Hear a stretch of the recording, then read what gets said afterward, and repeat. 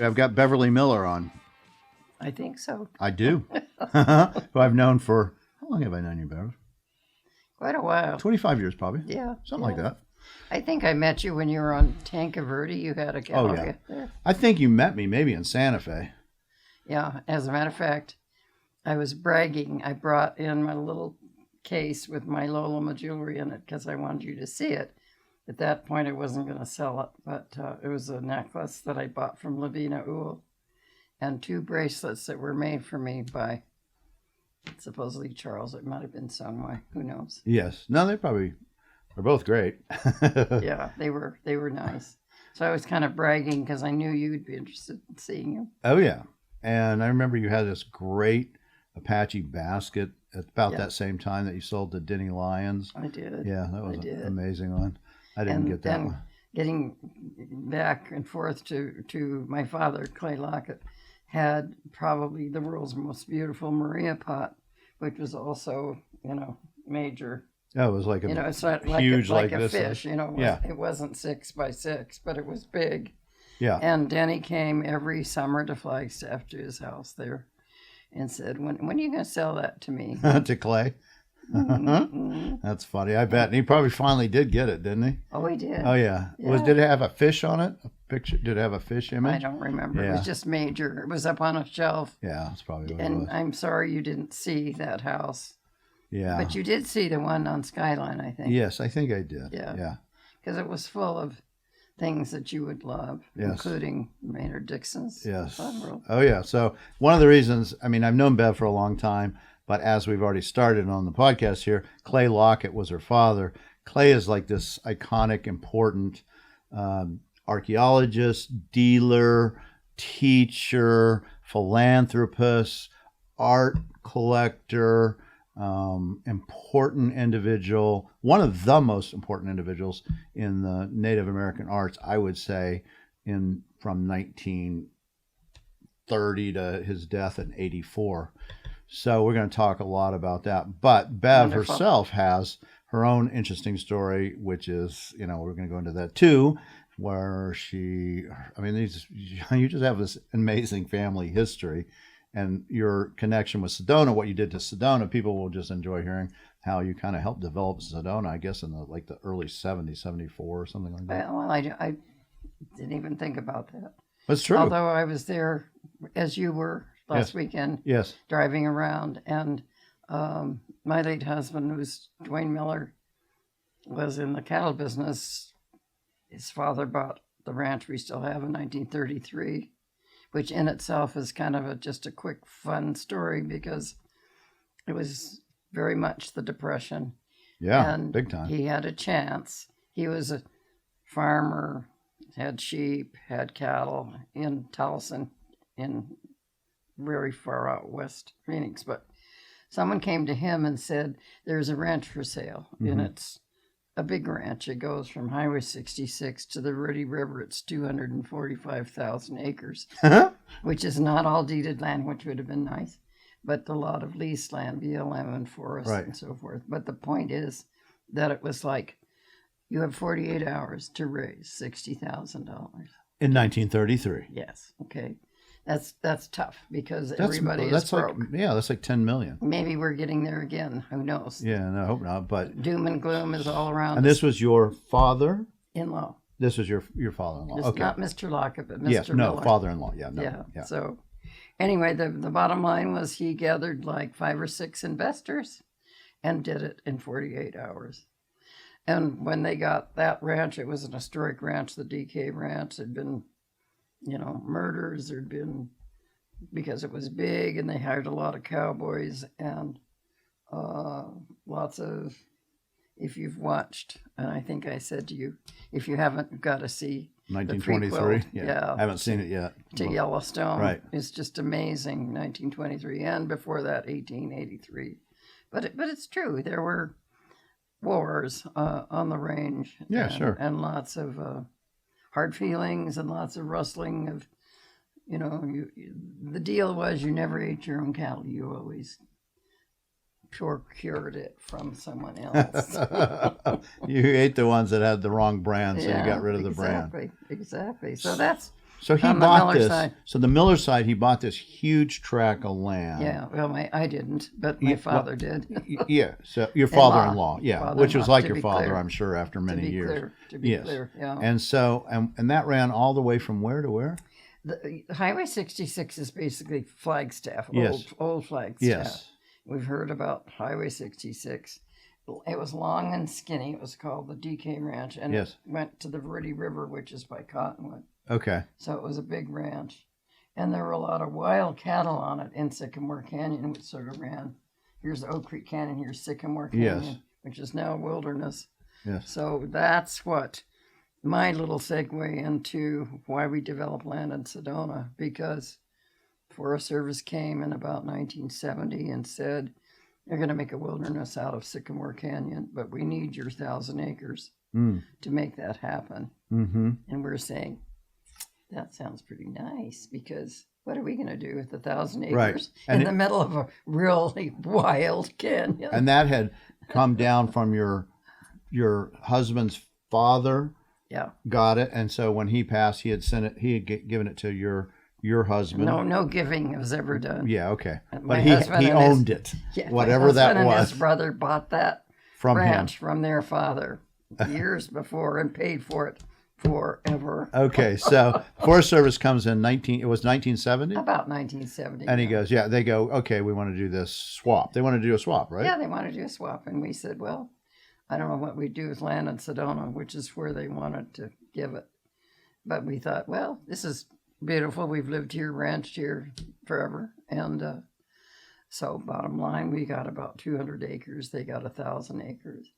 So that's why we became developers and real estate people. Right. And as I drove through last weekend, here's Foothills South that we developed, Foothills North, and Park Place, the Sedona Racket Club,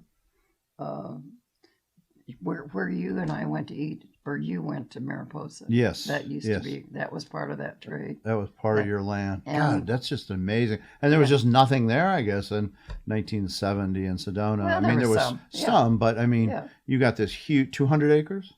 200 acres in Sedona is a big deal. Yeah, it's a lot. I mean, even then it would have been a lot. Yeah. And so, was your husband, had he developed any of things like that yet? Never. I mean, he was a cattle rancher. Yeah. Yeah. Yeah. So now he's going to go, okay. So he says to all of us, well, I guess we're going to get our real estate licenses. Okay.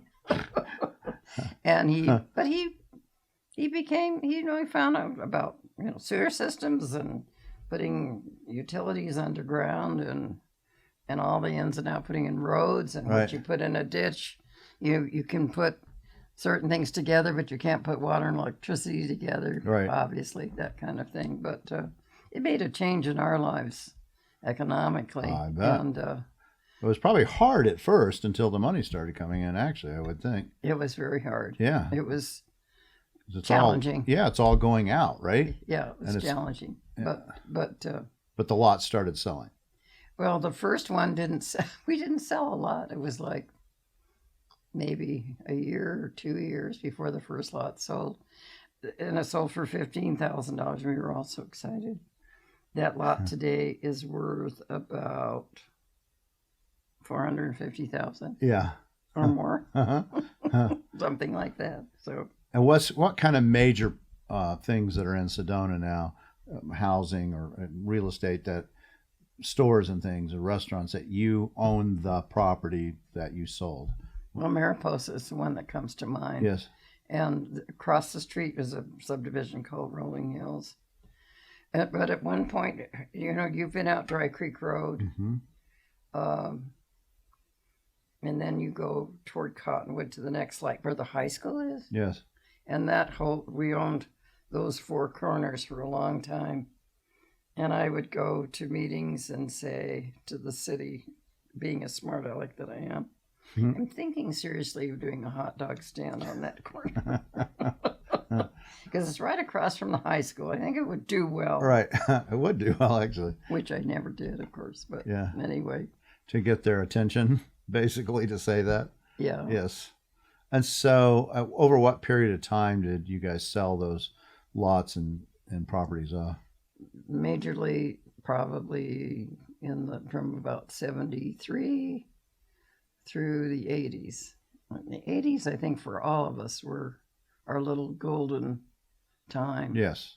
For everything. Yes. Art, everything. Interest rates were high. Yes. We sold in the subdivision called Foothills North so quickly that we said to ourselves, we've got to price those things too cheaply. Yes. Yeah. Because they were like 2.5 acre minimum. And you know who lives there? Dan Garland. Oh, that's funny. Yeah. He's sort of your and competitor in some ways. Colleague. He's a colleague. Yeah. In fact, Danny, if you're listening, we got to have you on the show at some time. So. Yeah. Well, Danny's a good friend and godfather to one of my. Oh, well, very good. I'm glad I families. said good things. Yeah. Yes. I've always liked Dan. Yeah. So anyway, Danny and Trish still have Garland's jewelry in Oak Creek Yeah. Canyon. So you must have known him since he was a little kid almost. No, I didn't know them as children. However, I'm all over the map on these little stories, but they sort of go into each other.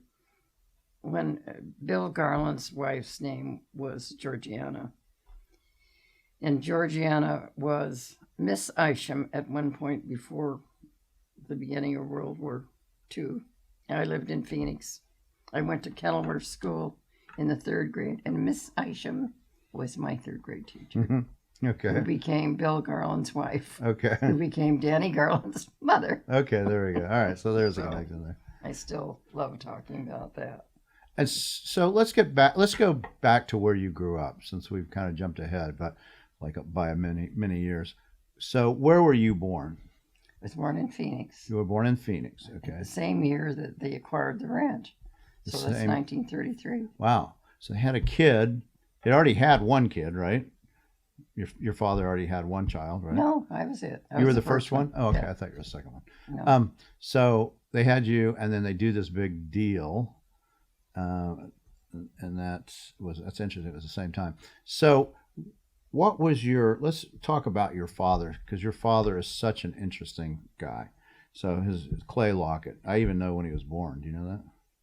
June 18th. 1906. Was it 1906? Yeah. Okay. June 18th, 1906. Okay. June 18th. Yeah. In Flagstaff, Arizona. Flagstaff. Yeah. And just tell me your thoughts on your dad, some of the things, and I'll just quiz some of the things I have to say about him. Yeah. Well, you knew him from a different perspective. I knew him as a father. Yes. And there were so many lean years, but my father and mother and grandmother all graduated from University of Arizona same day, 1930, I think. Dad with a master's in archaeology, my grandmother with a master's in archaeology, and my mother with a BA. Wow. But that was his passion, was archaeology. Indians. He'd grown up near the Indian reservation, so when he was a little boy, that's a fun story. First car that went to the snake dance, my dad was in it. The first ever car that went to the snake. And what? I was always told that. Yeah, that's probably true, because he probably knew it. What year was that? That would have been probably, I'm guessing 1912, between 1912, 1914. Yeah, maybe. that would make sense. I mean, we had just become a state, and the Model T, it was probably a Model T. It was probably one of those big old touring cars. Yeah. That had flat tires every 5 minutes. And how old was he when that? So he's very young, right? He's 6 years old. I think he was probably between 6 and 8 years old, and not as excited about it as his father. Uh-huh. But his father was a territorial senator from Coconino County. Oh, wow. His father, Henry Claiborne Lockett, the first. Yes. Who came in a wagon to Flagstaff in 1880. 1880. And so when was Flagstaff founded? I think it was founded in 1881, I think. Sounds about right. I know Mary Russell Farrell Colton came on her honeymoon in 1912. Yeah. And then I think she founded the museum in 1928. Something like that. Yeah, seems like she was a friend of my grandmother's. Seems like I know a lot about that museum, huh? Yes, you do. You're a very knowledgeable man. You do your homework. We're laughing because I love that museum of Northern Arizona. Well, Yes. I know. I grew up in that museum. Yeah, it's fantastic. It's a fantastic museum. I have a cute picture of Dad and Jimmy Kay. Remember that Yeah, name? Jimmy Kay being the Hopi Carver. He was probably the most famous carver from, I don't remember what mesa he came from, but... he and Wilson Telequoptewell, probably. Yeah. Did you ever know Wilson? No, but I knew Henry Shelton. Okay. Remember Henry Shelton? I know who that is. Yep. Yeah. So, but they were people that, they carved kachinas, but they also built almost all the walls around the museum, all those walls that are built out of the lava rock. What is it called? You know what I'm talking about. It's that kind of lava, isn't it? Isn't it like a puma lava? That indigenous rock that's there. Yes. Which I know the name of and I can't think right now. Yeah. They were industrious people that came to the museum and they did everything. I mean, they swept the floors. They were famous as carvers, but they did a lot of construction. Yes. They did things to get by, to make money, but yeah, they were and are famous carvers. Exactly. Very famous. Probably maybe more famous now even, I don't know. But getting back to when Dad, after he got his degree, it was the beginning of the Depression. 1929 was the beginning of the horrible times. And so I don't think I know. He and my mother eloped in 1929, I believe it was, to Florence, Arizona. Okay. Because my grandmother Lockett thought my mother was a flapper and not going to amount to much. my mother's mother thought my mother should marry this other wealthy man whose family are the Thompsons of the Boyce Thompson Arboretum. Yes. Okay. Anyway, so there was a standstill. So they eloped, I think. He would have been 23 years old at that time. No, he was maybe. If that was 29 and he was married and he was born in whatever, you do the math. Yeah. I mean, he wasn't a kid. No. For sure. And so they were married at the time they graduated. But the point being that getting a job after graduating with his degree in archaeology, there weren't any jobs. No, not in 1929. No, none. There weren't. And in 1930, there weren't any jobs for an archaeologist. Or 31 or 32, for that matter. So, but anyway, that was the beginning of the BIA experience. So he was offered a job. His first job was Pierce, Arizona. Have you ever been to Pierce, Arizona? No, but I've heard of the name. It's near Wilcox. Okay. So he was working in the schools system there, doing what I'm not sure, but it was pretty close to being in no man's land. I know that much. But interesting, the Ameren Museum, which you know very well, was started by the Fultons.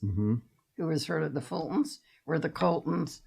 We're the Southern Arizona Coltons. Right. Same scenario, wealthy people from the East, loving Southwest history and archaeology. So Dad met Pa Fulton when he lived in Pierce and taught.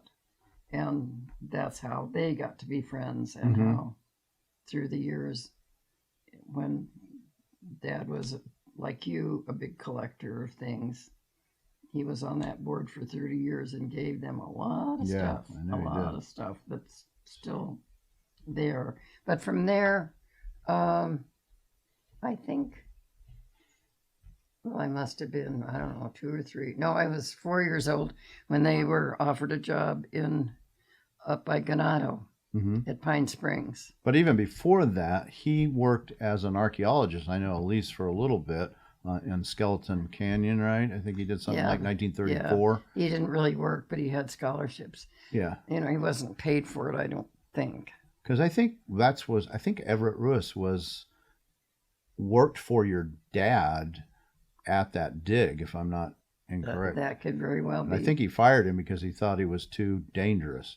That he was taking too much risks up on the high ledges and stuff. Well, that might have told you what happened to him then. Well, that's what I think what happened to him. And I think I'm not the only one that thinks that he took risks with rattlesnakes all the time and climbing places that were very steep and dangerous. And he's a young kid. So those who don't know who Everett Ruiz is, he's this very interesting individual, was an artist, a painter, and did wood blocks. He knew Maynard Dixon, Ansel Adams, Dorothea Lange. She took photos of him. Yeah. And he ended up disappearing in 1934 on one of his big. Was it 1934? Yeah, that's when he went.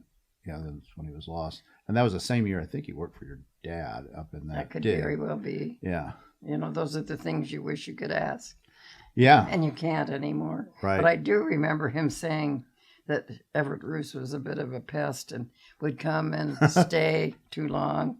And my mother would say, "Is he here again?" Because she'd be cooking his meals and so forth. Nice young man, but... And where would that have been where he was living? In Flag? Would your dad have, or would he have been up in Kayenta? Because that's, I don't think of him. I know it wasn't Kayenta. Okay. So it must have been Flagstaff. Okay. Probably. Yeah. On some of that family property. Yeah, well, I mean, he kind of did that. He would go and find these interesting individuals and want to spend time and learn from them. He did that with, Dixon. Sort and of like the Dorothy. man who came to dinner, only he didn't break his hip. Yeah. Exactly the same thing. But eventually, Dad was offered a job at Pine Springs, which is sort of on the way to Ganado. Yes. From Holbrook, you take a little road to Pine Springs. Funny little dirt roads with junipers growing. And so that's where we were in 1930, when I was 1936, and then 37. You were near Ganado? In Pine Springs. In Pine Springs. So Ganado was 40 miles away, 50 miles away. Yeah. It was sort of the next major. Right, if you want to call something major. And what was he working as an Indian trader and one of No, not at all. What was he doing up there? He was superintendent of the schools. Oh, he was working with the Bureau of Indian Affairs. Okay. And very happy to have a government job. I bet. So I think he did that for 8 years. And that was starting in about 1936? Mm-hmm. Okay, so 36 to about 30, 40, more 42. toward 37, I think. Yeah. We went up there. And so you grew up. So when did he leave? He like in the early 40s? Yeah, well, I didn't really grow up there, but we were there. My sister was born in Fort Defiance in 1937, December of 37. But then, when I became 6, they had to send me to first grade, so we moved to Window Rock. Oh, okay. And then he was still involved with the school systems there in more of a a little bigger area, like more than one little trading post, but an area where there were like 3 or 4 schools. Mm-hmm. Anyway. And so you're going to an primarily, almost exclusively, a Navajo school, right? For kindergarten and first grade, when you're 6, right? Yeah, I was definitely the minority. Yeah, I would think there couldn't have been too many definitely. Belaganas there in 1930s.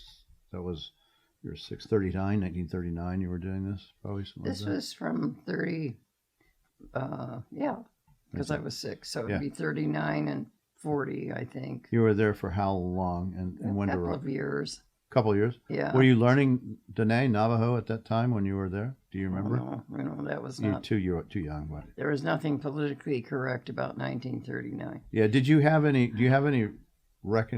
remembrances of those times? I know you're very young. You're only first, second. Yeah, what were those? I'd like to hear that. Of course I do. If you want to share. Well, it was nothing very exciting, but the Navajo children were not charismatic. They were very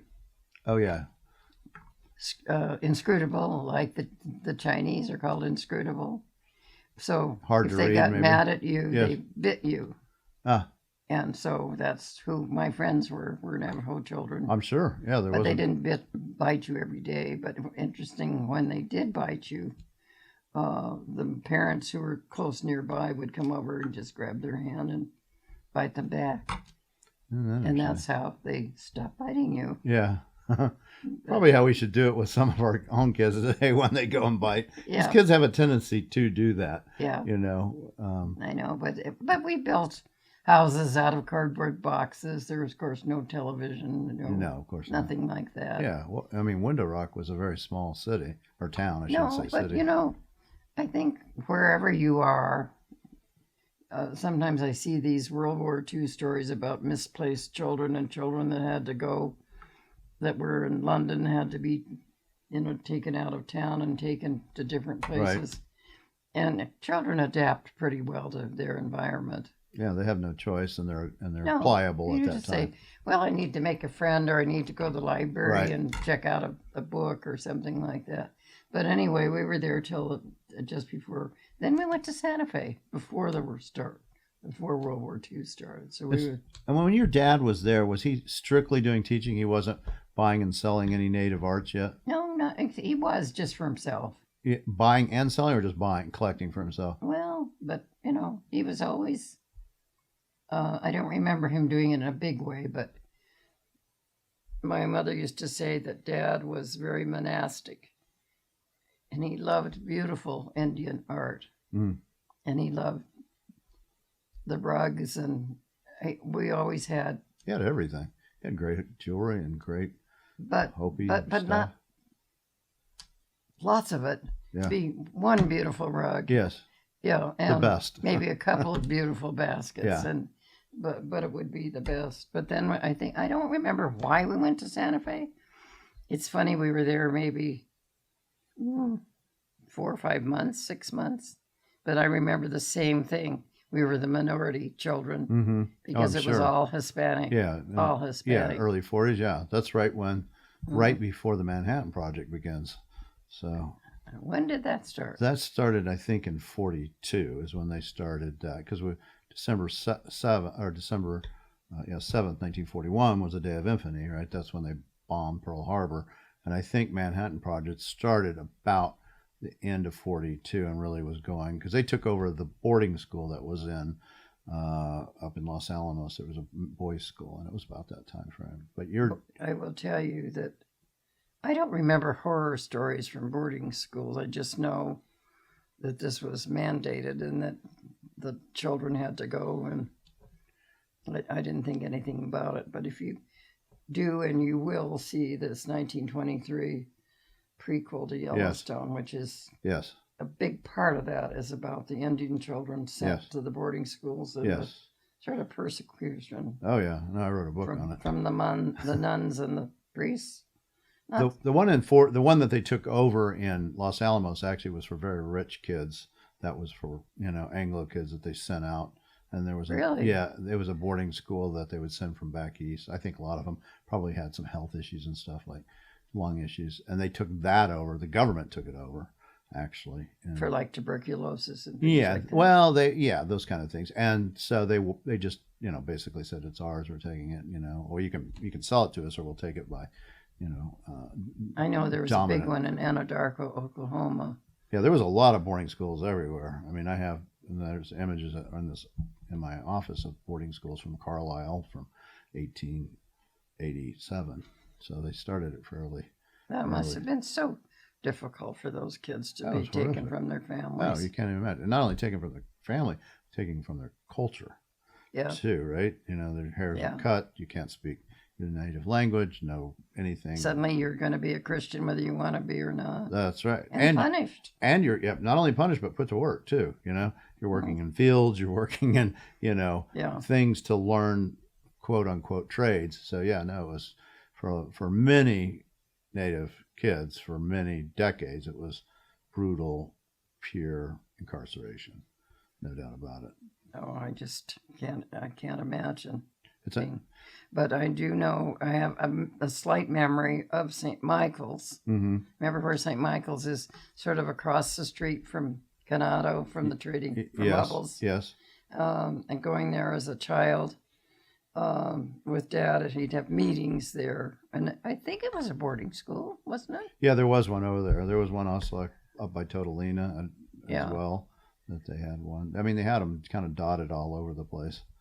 But every once in a while, because everyone was so poor, we would go over there and spend the night in the dormitory. Yeah. With our little cots and the round things that had the spigots coming out where they all wash their hands. It was a big round cement thing. Right. I remember thinking it was pretty awful. Yeah. But and that's even as a little kid, you're thinking that. Yeah, well, I thought, Yeah. I'm glad I don't live here. Yeah, exactly. And they'd have the fire escapes on the outside of the buildings that Right. were metal that came down like this, and you popped out at the bottom. Right. So those are children's Memories. But so anyway. So he went to Santa Fe for Briefly. a few months, and we don't know exactly what. And then what happened after that? Then the war happened. Yeah. Did he? What happened with that? Then my father's brother had taken over the sheep ranching part of the Lockett family, and loved it. Dad didn't want any part of it because he wanted to do his thing. And you remind me very much of him because he loved what he did. He loved the culture. He loved the collecting part of it, and he loved his clients. And like you sit in here, he would sit in his living room. People would come and show him their stuff. And I think I told you the other day, sometimes he'd buy things I know he didn't want or need because he knew they were desperate for money. Yeah. So that does happen. But anyway, so Dad went to work for his brother in the sheep ranching, basically from 41 through the war. So we lived in Phoenix. And did he do Flagstaff? And did he do that just because it was a good way he could earn income for his family? Because by that time we had 3 kids, right? I don't think it had anything to do with that. No, okay. But it was what they called an essential industry. Yes. During the war, if you raised cattle or sheep or wheat, I guess, you know, they did not let you go into the service because they needed that for food. Got it. So he, in the summer, we would go to Flagstaff and rent a house, and the ranch was outside of town. And in Phoenix, the same thing. It was mostly Bloody Basin. Mm-hmm. You know where Bloody Basin is? I've heard of it. Between Phoenix and Flagstaff. Yeah. So it was rough country. And they were raising sheep in both places? Well, you didn't raise them, but in the summer when it was hot in the valley, you took them to the mountain. Yeah, just like there was actually a sheep trail. Yeah, just like the Navajos. All of the sheep people used. Yeah. That went, I'm not sure where it went, but it went north. And so they would be up there in the summer and then come back down before the snow started. Right, and bring the sheep. Did you ever take them down? Did you ever herd them down? Do you remember that? I never went with them because I never lived on the ranch. Mm-hmm. My grandmother was La Patrona. She'd been a widow since 1921. So she essentially ran the ranch when her boys were little, but still sort of held the reins even later on in life. So she called the shots. So my experience with going to the ranch usually was with my grandmother, who might have been the only woman in Flagstaff or northern Arizona that had a limousine. She was very frugal, ate canned food, always had a housekeeper, cooked 2 things. I remember thinking, how did she get away with that? She made punch at Christmas, and once a year she made jam, I think, and that was it. But she always had housekeepers and drivers and things like that. But we'd go to the sheep camp in this Chrysler limousine, and they would honor her, and we'd go along thinking, well, this is just part of our life, I guess, But we'd go to Bloody Basin, they'd have the tents with the wood floors and always the wood-burning stove in the middle of the floor, and they cooked on it and they heated with it, and we would have the most wonderful lunch of a big pot of lamb stew that was made, with lamb and potatoes and onions, and they'd make homemade biscuits, and then they always had dried fruit, so they'd make a cobbler with dried apricots and flour and sugar, that kind of thing. But I never spent a lot of time there. Yeah. But you know something? One time I did. My dad almost died on the reservation. I forgot about that. On the Navajo reservation? Yeah, what happened? He had his appendix burst. Oh, yeah, that can kill you really easily. I forgot about that. They took him, I think, had to take him to Gallup, and then on the train, somehow he got to Phoenix. But he had peritonitis, and he was... Yeah, deathly ill. Yeah, he was almost not with us. And what year would have that been? think I was about 6 or 7, so 1940 maybe. Yeah. 39. Yeah. So when he was in Window So Rock. I went to live on the ranch with my uncle and aunt, and for about 6 weeks while he recovered. And that was up in Flag? no, that was Or north of Flag? no, it happened on the reservation. Right. But they took him to the Grunow Clinic Right. in Phoenix. But where was the ranch that you went to? The ranch was in Phoenix and in Flagstaff. Yeah. So which one were you at? The one at Flag or the one in Phoenix? Well, it must have been at the time of year, because I remember being at the ranch in Flag, and mostly remembering when they finally came to get me that I said to my aunt, Aunt Lois, I don't have to do what you say anymore. You were happy to be gone. My dad is back. So after the war, and he's done what he's had to do for war effort and food and all that, what does he do? Now he can get back to doing what he loves? Yeah, 1946 comes and he's thinking about Tucson and starting his business. Yes. So I was thinking on the way over here what that sequence of events, but I know we were here in 46 for school again, that his children had to go to school. And but I think he actually opened his first store on Council in 47, I think. And I've told you the story. Everybody said, Mr. Lockett, you're not going to make it if you don't sell curios. Right. Because the tourists that come to Tucson want postcards. Right. And he said, if I don't make it, I don't make it. Yeah. If I have to sell curios, I won't make it. He wasn't going to do that. And it was a small shop with, but the best of everything. Yeah. And well, he knew how to source it, first of all, right? I mean, because he knew all the contacts. Yeah. He'd lived on the Navajo Yeah. Nation. Could he speak Navajo at all? I don't think much, but Enough. Maybe. enough. And he knew the traders. He knew people like Weatherall, I'm sure, and all the traders that had been there for a while. So he could get. Do you remember the name Dean Kirk? Yes, I do. So Dean Kirk lived outside of Gallup and had his place where he Kirk had Trading. silversmiths. Yeah, it was working Kirk for him. Trading Post. He had two places, I think. Yeah, he was west of Gallup. I bought some collection from the Kirk Trading Post Did you? 20 years ago. Yeah. Yeah, some really great stuff. So he would buy it he would get things from Kirk? From Kirk, and I can't even remember who the other ones were, but people, like they come to you, would come to him with their things. Right. And then later, when he had the shop in Flagstaff at the museum, in the early 60s, he decided to retire and just be kind of an art collector. And he collected Victor Higgins and big stuff, Blumenshines, the very best. And but he always had somebody that he knew he could sell it to. Yeah, so he was buying and selling them. Yeah, he was buying and selling. But he was closing the shop in Tucson, which had moved to Broadway, where the old El Charro restaurant used to be, just down, on Broadway. Broadway and what? Do you remember? This would... west of Stone, maybe one block. Okay, so in that area. Down in that, Pink Adobe. I think it's still there. Don't know. Pink Adobe is in Santa Fe, I know that. Well, there's a Pink Adobe in Tucson, yeah, too. I don't think it's there. Not if on Broadway. Well, it could be. I don't know. It was, of course, it's probably different today, but... And how long so he had his store from probably 47? 47 to the early 60s.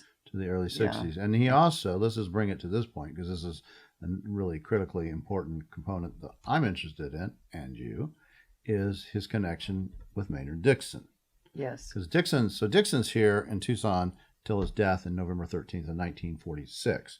Your dad is here. You're in school here because it's, school starts in September. So I know he would know him there, but he must have known him before that time frame. I guess he did. And could it have been New Mexico? He could have. I mean, there was ample times when they would have been crossing, because Dixon's, going to be going up through Flag and all that area on a regular basis as well. They were. I don't think they were best friends, but they were acquaintances, and other people that I can't remember the names. Of course, Don Percival later was like a... Yeah, Don Percival. He adored Maynard Dixon and emulated and bought him. his house actually here Oh, I didn't know Yeah, that. he bought it from Edith Hamlin, the 2255 East Prince Road house. Okay. Yep. So I know that he was acquainted, and probably long after that, because when would he have bought those sketches? Yeah, and years later. Yeah, and what about Cloud World? Did he get that directly from? Oh gosh, that's a terrible question Maynard? to ask me. I always assumed he did.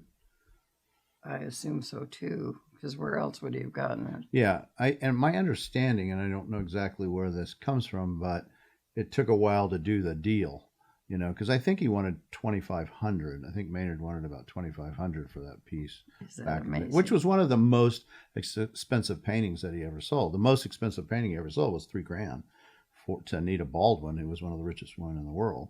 So the Circles of Shapovavi. So I mean, that was big dough.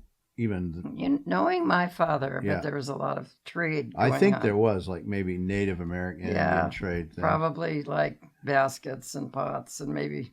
Yes, I don't know. And Dixon loved that stuff, and he ended up with some of that stuff. Yeah. So it would totally I would make guess sense. that it was partly stuff and partly money. Although Dad didn't have a lot of money in those days, but he was a great trader. Yeah. As someone said, I'm talking about my father, who was an Indian trader, but not Traito. Yeah, no, he traded things. He had to trading, that's what they did. And that's what he loved to do. Yeah, because he could make it work. He could end up with Dixon's most famous painting, one would say, Cloud World, for, some great baskets. And now Dixon, interesting enough, he knew this material, right? He wasn't a novice, right? He worked as a Indian agent for Lorenzo Hubbell. So, I didn't know that. Yeah, so Hubbell would give him pieces to sell, and Dixon would sell them to his own patrons and his own collectors. And that's why in 1906, when the earthquake happened and his studio's going up in fire and, about to go to smithereens, he's grabbing all the Navajo weavings and saving those. Is this in San Francisco? Yeah, on April 18th, 1906. And he's grabbing all the weavings because he owes Hubbell. These are a lot of these are Hubbell's, and he wants to make sure he doesn't lose them, and he still loses some. He had one. How does he get out of Dodge? How does he get out of San Francisco? By foot. I mean, he goes to Sausalito. And who was he married to at that point? So that was Lillian West Toby. Okay. And that was his wife at that time. They got married in 1905, so they hadn't been married very long. But when he even does a little image of himself running with all the weavings around his shoulder. Stuff. Yeah. And he says, I could replace the paintings, but I can't replace, the other stuff. And there's a big reason, because he's going to owe money to Hubbell, and one of them gets lost in the fires because it was out on approval to one of the clients who was I can't remember her name, but it was like $12. So he owed him $12, and another one was too high up, he couldn't get, which was like $5. And it took Dixon a couple of years to pay it back. So that was a tough guy, that Hubbell. Then he knew. I mean, this is sort of an act of God. It's not like. Yeah, well, I'm not sure it was Hubbell that was pushing that in. I think it was probably Dixon feeling that. You got to remember, he comes from a family from the South, right? His father comes from Mississippi, so they have that. And Dixon's born in California and grows up in California, but he's a man of your word is your bond. Okay. Right. So Dixon would have felt obligated to pay Hubbell. And he called Hubbell Patron. He was his father figure. So he's not going to disappoint him. So he was going to get those weavings and pay him back. Well, this comes to the point that your dad may have traded with him, but Dixon was no novice. Oh, I understand now. Yeah, he would have known. Better. He would have. He would have known what he was getting. He probably emulated Maynard Dixon.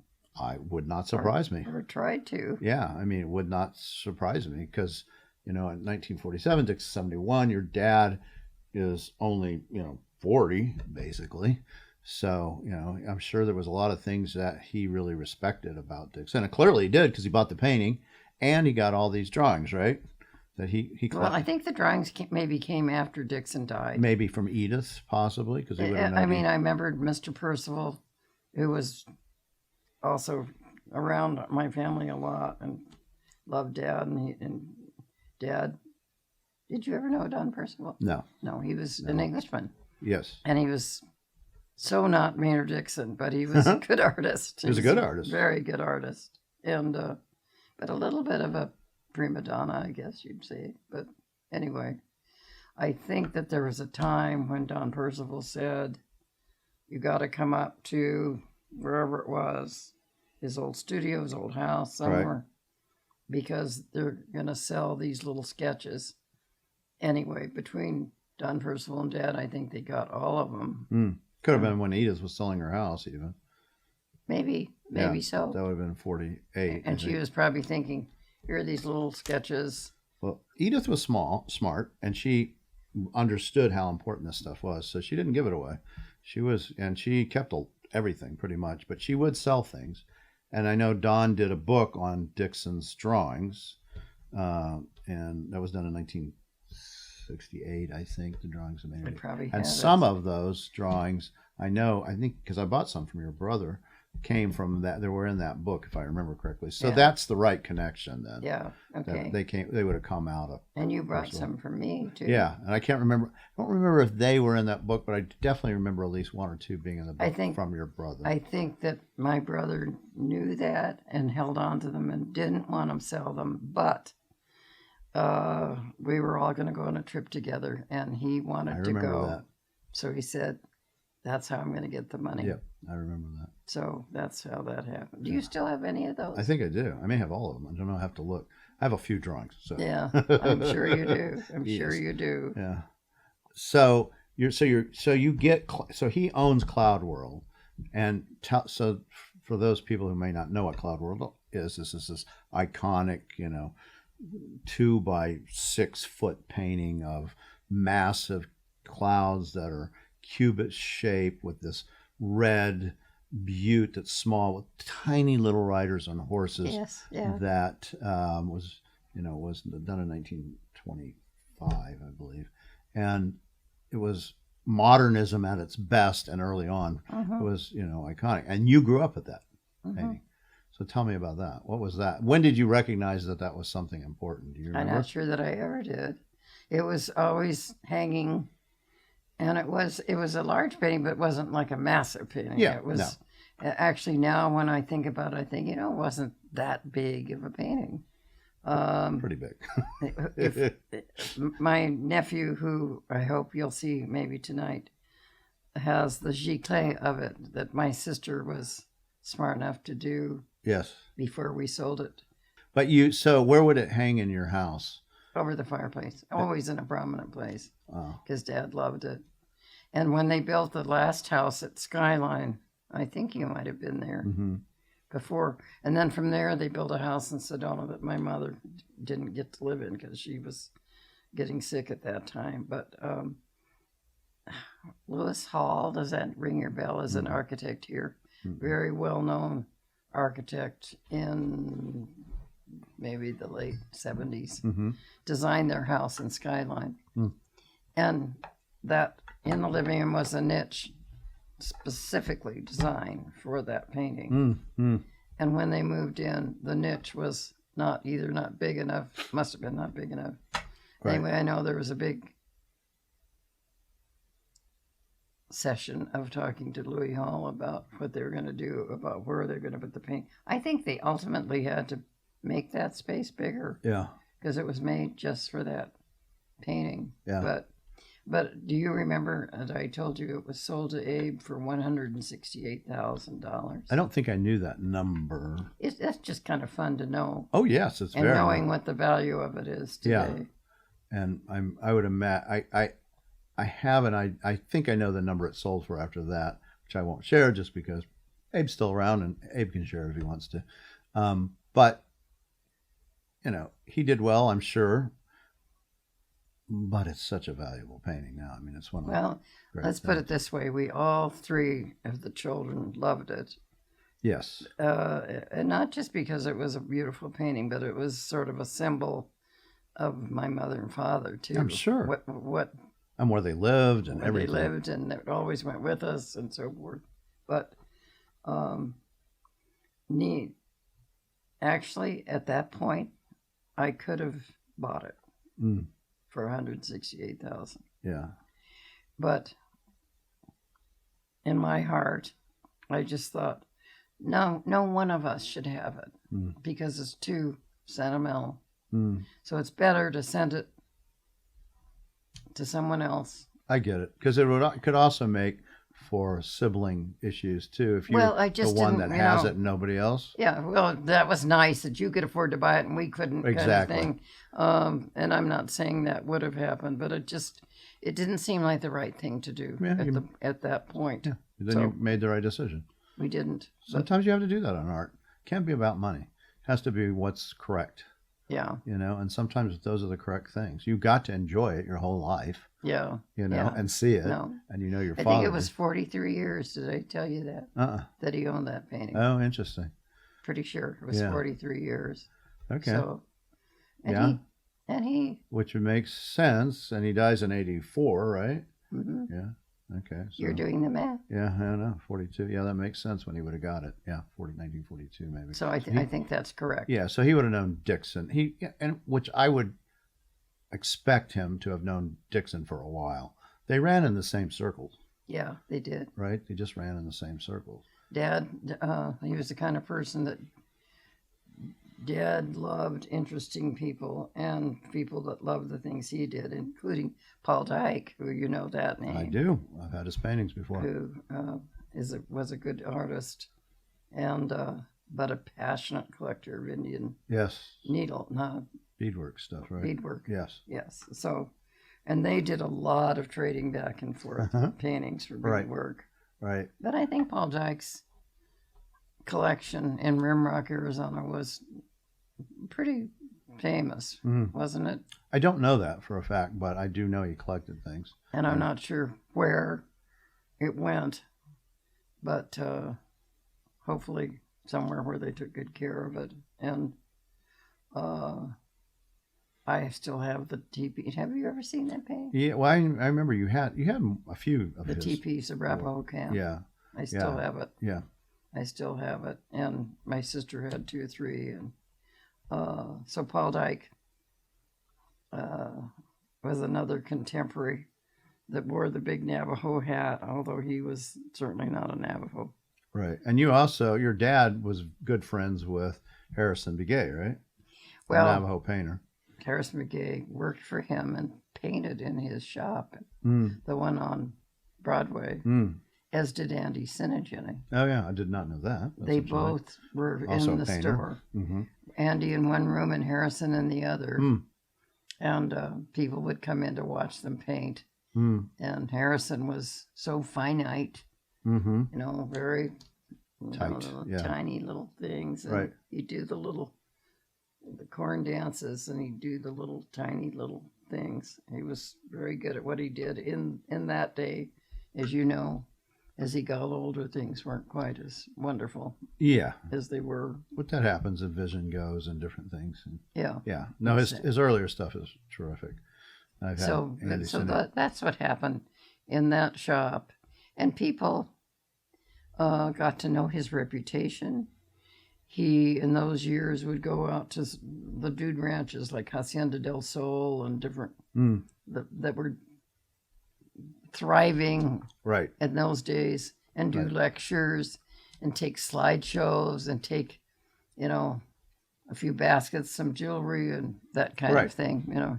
Things to make a living. I mean, I've done those shows too. Have you? Yeah, of course. Oh, good. Yeah, I used to sell on my truck. Yeah. I used to go up to, in the early 90s, and I would go sell weavings out of my truck to different places.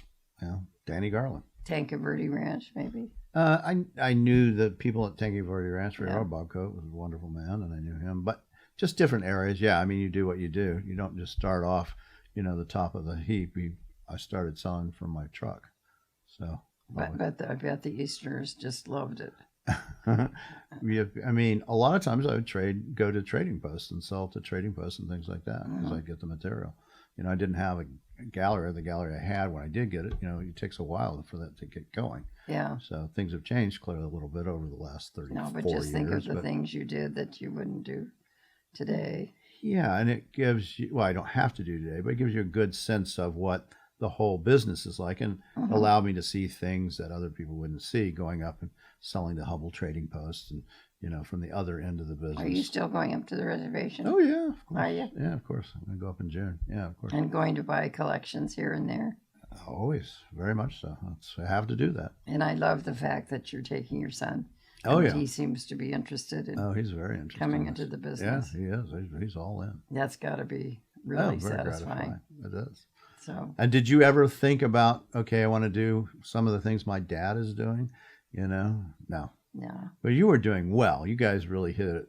When you got the Sedona thing, that really... Well, not in the early days. No, I'm sure. Not in the early days. But by probably early, mid-'80s, things had Mid-'80s flipped. were the golden time because, the real estate had sold very, very well. And we were enjoying life. But then as life takes you up the hill, it takes you back down the hill too. So when the 2008 recession came, Right. And we had just done this huge condominium, fancy $1 million things that just went in the toilet. So, I bet. So, and then because of people like you, I figured out how to stay afloat. Yes.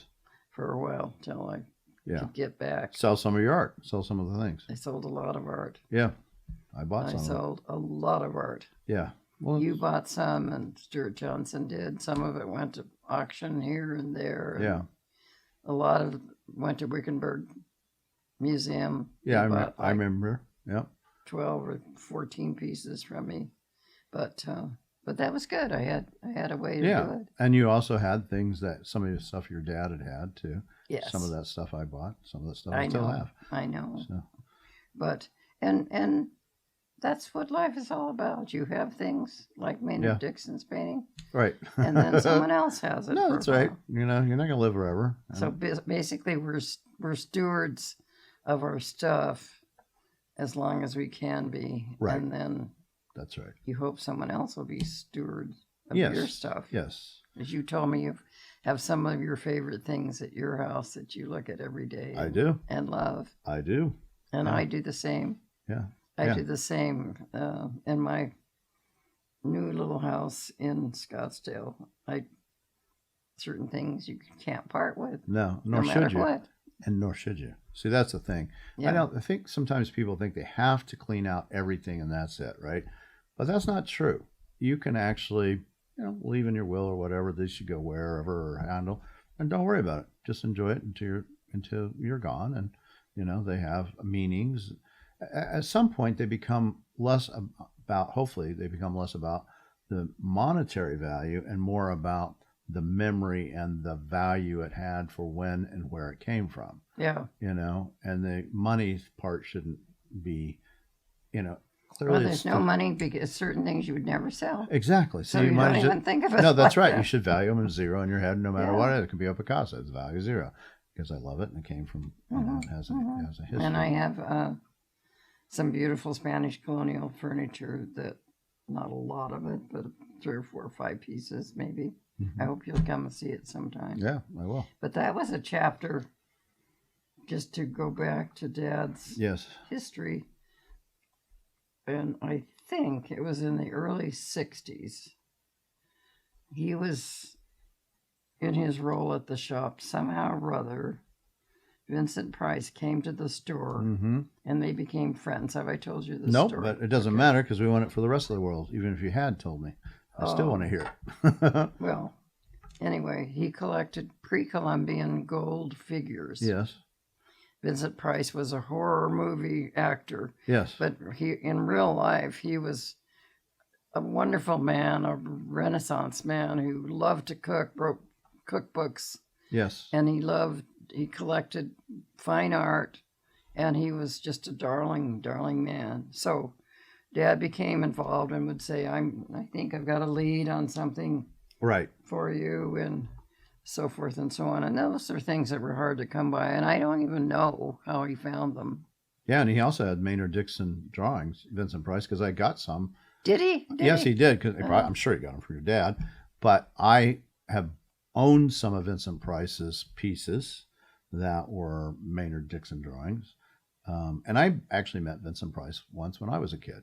I remember meeting him, and he came to my little town to do something, and it was a big deal. I knew And he was so nice. He was very nice. I remember. So nice. Yeah, it was one of the people I remember in my mind. That my father, I was in Tucson High School as a senior in a play there, which is a nothing thing. But my dad said to him, would you send her a greeting that could be read backstage in front of all of her contemporaries? God. And he did. He sent me flowers and this beautiful note about the new star on the horizon.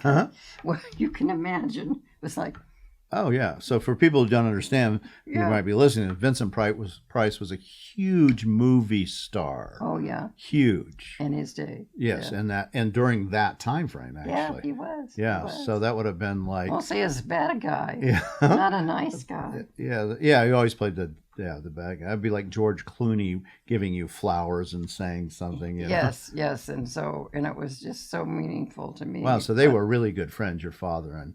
Very good friends. Clearly. But I'm coming to the little best part of that story, and that is Vincent Price said to my father, you're an art collector. I can get you into the Quonset huts at San Simeon if you're interested in it. Right. He said, I'd die to do that. Yes. Because this is William Randolph Hearst's collection. Yes. Quonset hut after Quonset hut after Quonset hut of collections of everything. Indian bridles, yes, rugs, Gunnar Woodforce paintings. I don't know how many, 5 or 6 or 7. Yes, but they were all from carefully recorded, but the prices were from maybe the 30s or 40s. Even the price. I mean, he would have bought these. Hearst would have been buying these things even like at the turn of the century to maybe the 20s. In the 20s when he was... Yeah. Yeah. But anyway, he would go all over the world, as you know, and he'd buy a whole castle and have it disassembled. Yeah, he was paying $1,500 in turn of the century for great blankets, which was insane amounts of money at that time. Yeah. So your dad got in there, because I remember I got some of those bridles. I remember this history now from you. I forgot about that. Yeah, I did sell you a couple of those. Yeah, that were... But that's interesting to know where those came from. Yeah, of course, and we kept that history with them. Because I remember Dad being in Flagstaff, so it must have been June or July, and saying, I almost would sell my soul to buy more stuff from your Randolph Hearst collection. I bet. Well, you have the history, and B, all there was probably some of the greatest stuff. Oh, amazing stuff. And Dixon worked for Randolph Hearst, William Randolph Hearst. I didn't know that. Yeah, he was his art director for the San Francisco Chronicle Sunday magazine. He was the art director, and Dixon says that Hearst almost killed him because he worked him so hard, and he really almost felt like he had to go to an institution. He quit in 1899 from Hearst working for him. I never heard that before in my life. And didn't life. care for Hearst from that point on. I don't think he cared for him. I'm sure a lot of people didn't care for him. I think a lot of people did not care for him. But, that's how really rich people get that way, because they're not always kind and well, easy Dixon to wanted to make sure that his paintings didn't end up in Hearst's collection, actually. That's one of the reasons he sold them to Clark, and from the dean, he was the dean of business at BYU, because he wanted it to go more to the people and not to some individual that's going to stick them in a Quonset hut. So.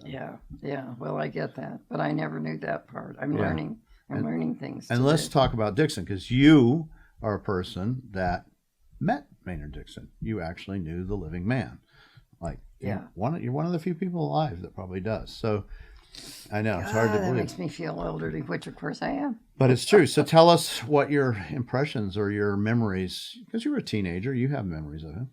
As a teenager, what memories do we have? I remember a skinny little old man who was very nice, that my father loved and admired. And, it was like, let's get on with it. Let's go get some ice cream. Yeah, exactly.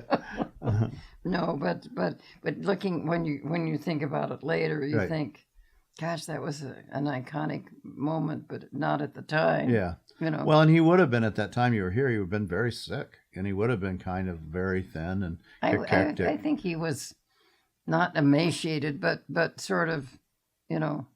Yeah. Not a big hulking figure by any means. No. But he never was a very big man, was he? No, he was tall. He's like 6'1" or something like that. He was tall enough, but you know, he also smoked and had COPD, and that takes. And he was always thin. I mean, he draws himself as a little spider guy, right? I mean, every image of Dixon that he did as a self-portrait, you know, he always makes himself look like his. You know, the gun's falling off him, and the shoes are too big. I mean, he's like a thin person. He was. Yeah. You know, yeah. and he was an active guy. I mean, he went out. But I don't remember being that tall, so he must have been sitting in a chair or something. Yeah, and or he's got osteoporosis. He's bending over. You know, he's. Yeah. You know. I kind of think that was it. That he was sort of. Hunched. Especially over. at that time frame, we would have met him right around 46, probably. So. But I almost forgot about those William Randolph Hearst Quonset hunts. Yep. And how much, that was, and they had things like Mrs. Hearst's monogram silver dressing sets and monogram things that and did your dad buy them? No, but he bought them for my mother. He did buy them then. Yeah. Okay. Yeah. Yeah, because then you can say I have the Hearst, you know, you've got Hearst stuff in your house. And I still have some of that. Because my mother had it, with Phoebe Hearst's initials. Oh wow! A perfume, a silver perfume. Oh, that's you can imagine. Yeah. The best of the best of the best. Yeah.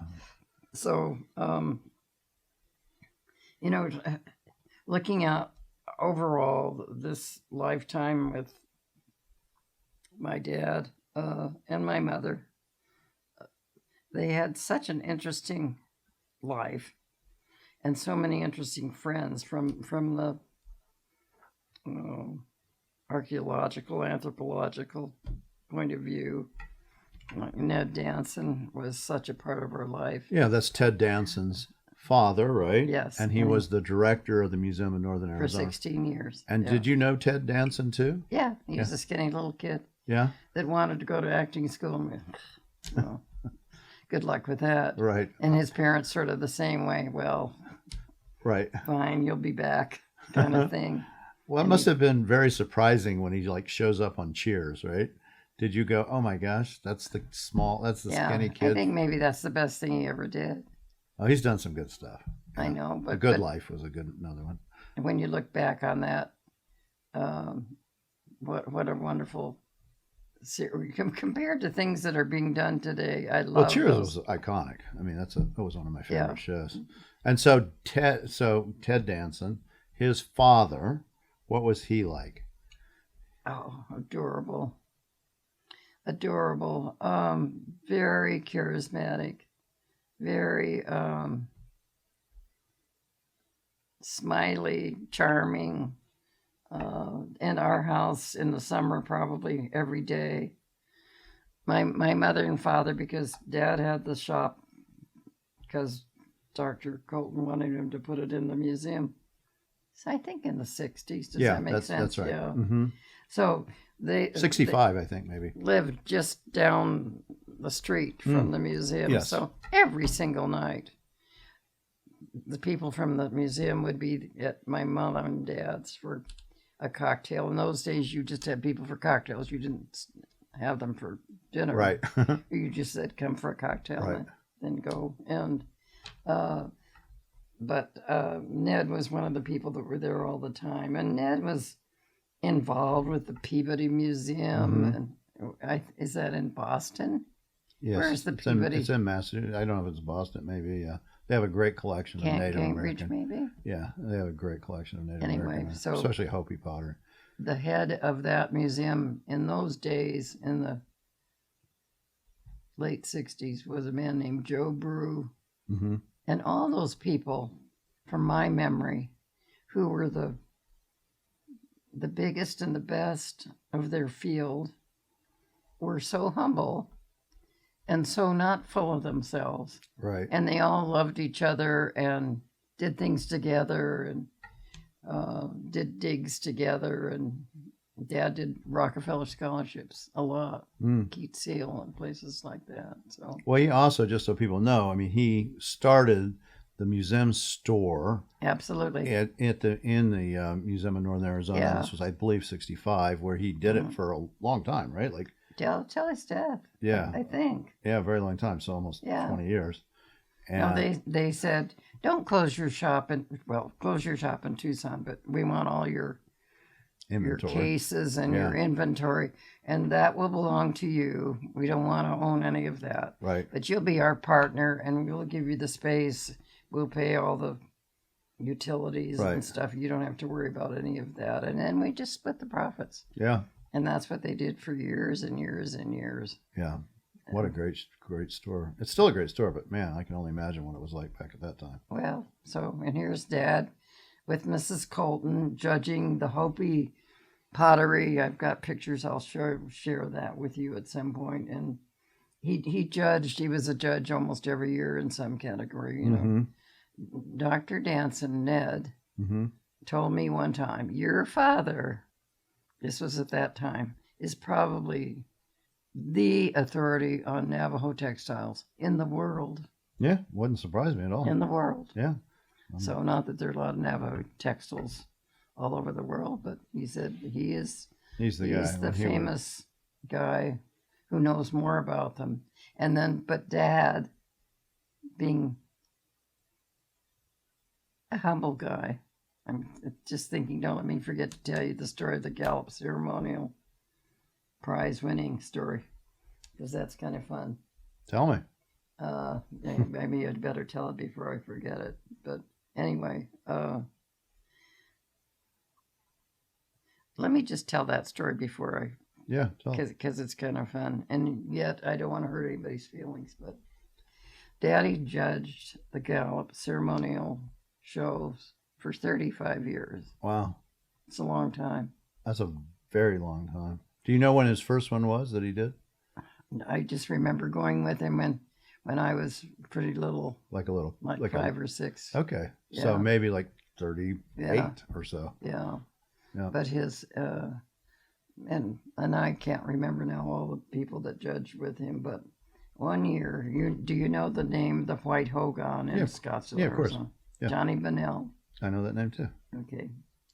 So if there's any relatives, I'm sorry about this, but Daddy didn't care for him. Is that a good way of saying it? Yeah, he didn't. Because he was always his competitor. Oh. But it was like Frank Batania and Johnny Bennell were his main competitors. Yes. He loved Frank because Frank did things in a very different style. Yeah, and that was probably mainly Frank Jr., I would... Was Senior too? Oh, Both? Yeah. Okay. Oh, very much so. Yeah, okay. And he had an Italian wife with red hair. Yeah. Yolanda, or I don't remember her name. Yes. Oh, no, that in my day, it was very much Frank Senior. Yeah, okay. Yeah.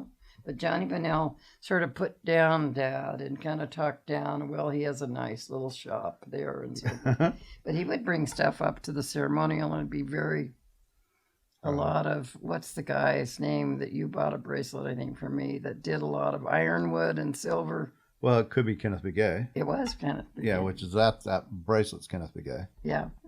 So the one I have on, for but those Kenneth who are watching Begay YouTube. Used to make things for Johnny Bennell, like boxes. Yes, yeah. Flat silver. Yeah. All kinds of beautiful things. So there's no doubt it was beautiful. But Daddy just didn't care for him. I have to be careful. So one of the last times he judged, I heard this from a guy that I met in Gallup who knew Dad, and I can't think of his name, but he has a gallery sort of the back street behind Richardson's Trading Post. But he said, my memory of your dad is we were all sitting judging the stuff, and it was for the grand prize, best of show, whatever, the purple ribbon. Yes. And he said, we were all sitting there saying, there's no question it has to go to the White Hogan. And Dad says, I agree with you, but I hate to give it to that mean little son of a bitch. But he did. He did. Well, because your dad recognized quality's quality. He had the best stuff. Whitehagen had the best stuff. I mean, it's iconic, and I could see how there could be that interplay. That especially if because your dad was a world expert in textiles. He knew all this thing. He knew all the natives. He worked with them and all this stuff. So it was no slouch, and an archaeologist.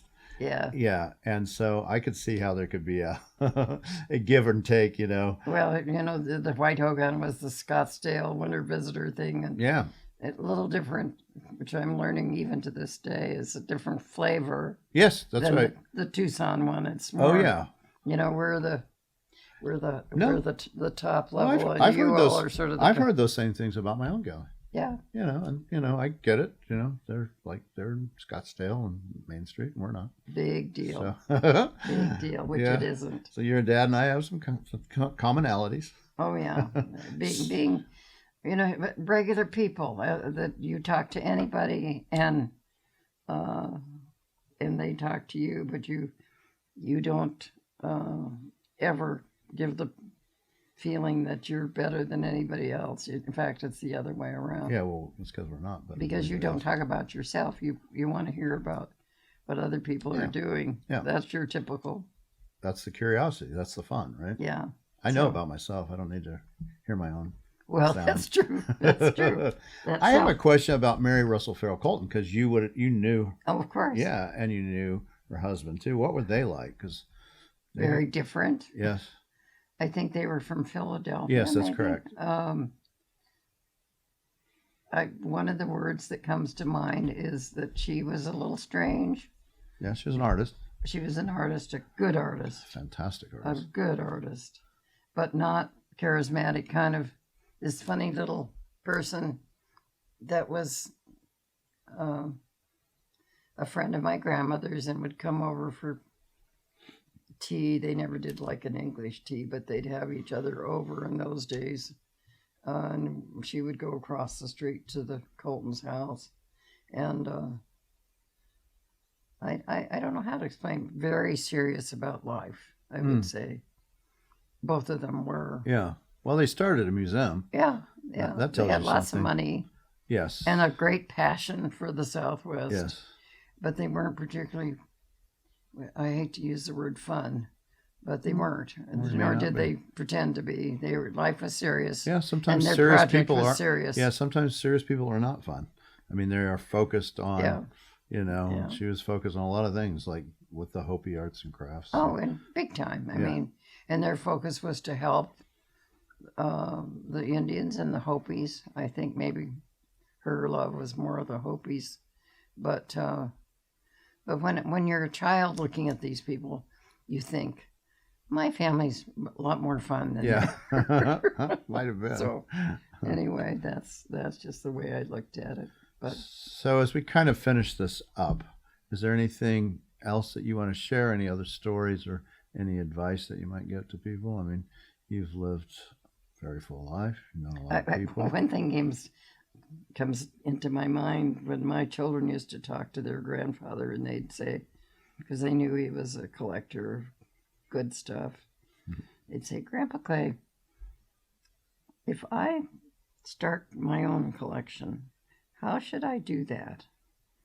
And he said, never buy anything that you don't love.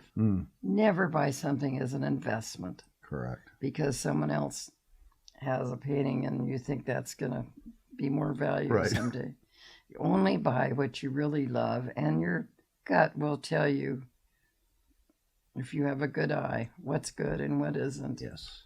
And you don't need to buy a lot of stuff, just have a few really, really good things. Yes, that's right. And I think that was always his mantra, I guess, is what you would say. That buy the best you can afford. Buy one instead of 5. And if you're lucky, you get to go to San Simeon and peek in other people's stuff. Yeah, and I don't know if Hearst really, I mean, he loved collecting. I'm not sure if he loved the art, which is a weird thing to say, but I think it was, I don't know this fact, but when you buy in such massive quantities of everything, it says more to the fact that I want the material. I'm interested in owning the object, and then I move on to the next one. I think you're exactly right. Yeah. Including his choice of, was it Marion Davis that eventually, I don't think he ever married her, but he almost married her. He took her down to like Mexico to get married and then backed out at the last moment. He did, not she, probably. Yeah, he did.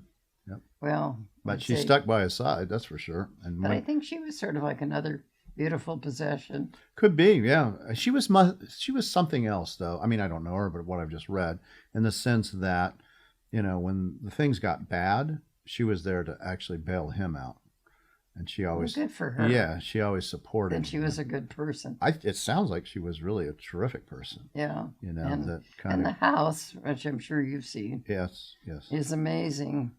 But I think this man had an enormous ego. Yeah, of course he did. And I think, I'm not sure he got pleasure out of the things he bought, but he wanted to be the best. He had all sorts of mommy issues as well. Oh, did he? Oh, yeah. He controlled them for a very long time. Well, you know more about him than I do. Yeah. It's sort of like if you've read Churchill's biography. Yeah, I have not. Okay, it's pretty interesting. And I can imagine. Very much along those lines. Yeah. And he said the only person who ever really loved him was my nanny. Yeah. Yeah. I mean, that's pretty sad. Yeah. That's pretty sad. But it was true. But I will say for Hearst, I mean, he was insanely, successful. He did understand business at a level that was different than other people and could do things that other people didn't. But often it was at a very much of a cutthroat kind of a deal. When people say to me, which often they do these days, and to you as well, we're in this political environment where it's the rich versus the poor. And sometimes you forget that the rich got rich because they worked very hard. Nobody gave it to them. I mean, there's trust fund people later, but the barons that we think about. And if you think about Mr. Carnegie, he gave us all the libraries. They did good things. The Rockefellers did good things. Yeah, the Carnegie did amazing things, but he was, again, not a very nice person at all. No, but you look back. But what he left, luckily he left it for. They did some good things. Oh, the Carnegie Foundation's fantastic. So not all the rich are bad people. No. Well, I mean, I think you judge people as people, right? Yes. Regardless of, their lot in life. I mean, there's some amazing people that have no money, and there's some that are insanely wealthy that are also amazing. And the most, I can't mention names. I don't think. Well, don't. No, I won't. But a family that we were very close to here in Tucson, her father was instrumental in building the Empire State Building in New York. They wintered in Tucson. But when he sold his, and I'm fairly sure he had controlling stock in General Motors at one point, one of his stipulations was that forever and ever, each of his children would get a new car every year from General Motors. And that was still going on in the 70s in Tucson for this friend of ours whose father had been instrumental in the Empire State Building. That's a Tucson story. Yes, well, I have And it wasn't a fancy one. No. It was like a Chevrolet. Right. A little Chevrolet, but every year came a new car. So that family, who I never knew their name, but they had an estate sale 25 years ago, and I got a great Navajo weaving out of that estate sale. Mm-hmm. So you know of what I speak. Yes, because it was like, these people built the entire state building. I was like, okay, that's pretty interesting provenance. I'll keep that with that piece. Yeah. So it's a small world. So any last words of wisdom for any people? You've lived a full life. You're not done yet, but you've seen a lot, done a lot. I have. I've been lucky enough, and seen a lot of the world. So I think if I was going to give anybody advice, I'd say see as much of the world as you can, because that's the best education you can ever have, is to look in the cultures of other people and how they live and where they're coming from, particularly like India and Africa, and China. Yeah. I went to China on an exchange program for 3 weeks in the early 90s. And that's all just lucky to do. But I guess the bottom line is to really understand the world and the people. If you can, send your children on a year's sabbatical. That's more important than sending them to college for a few years. Yeah. Let them find out what the world is really about and how people, the majority of the people, live very simply and very humbly and have a hard time. Yeah. And our kids in our country is pretty darn lucky. Well, you saw a lot of that growing up, too, because you're living out on the Navajo Nation I did. in very rural areas and poor areas. Yeah. So, I mean, that was kind of ingrained in you from the beginning. And you come from parents that are, completely involved with the Great Depression. I mean, you're born just in the middle of it. Yeah. So I could see how going to these other places allows you to go, oh, I understand. I see that. Yeah, other people should see this, too. I think we're the luckiest people. Oh, we are, for in sure. the world, right here. Yeah, no. And we mustn't forget that, because that's... And you go other places, you'll see that how good USA is, Oh, my God. Yeah. And I don't think I've been anywhere that I loved any more than the United States, or admired more. You go to places where the food is... Go to France and you have the best food in the whole world. Have you been to France? I've not been to France. Oh, we've got to go. Oh, I'll go. It's going to happen. Yeah. My son's been to France, but I haven't. Of course. Of course. Well, you did the right thing and you sent him. Yeah. So he's been to all the places. That's a good thing. All right, Beverly Miller. We have got to go eat at the Mountain Oyster Club. Yes, we do. So we're going to the Mountain Oyster Club, which is enduring and has beautiful art and wonderful food. Yeah. How long have you been a member at that place? Dad was a member from the very beginning, probably from the late 70s, I guess. This is a great Tucson, iconic place of wonderful food and art, Western art. It was started by the cattle people wanting to have a place to come when they were in town because they lived so far away. Right. Like a private club, and it's still, although there are more lawyers and doctors now than there are. Still a lot of cattle people. There's still a lot of cowboys. But it's a great place to go. Yeah. Every table has a bronze on it. Yep.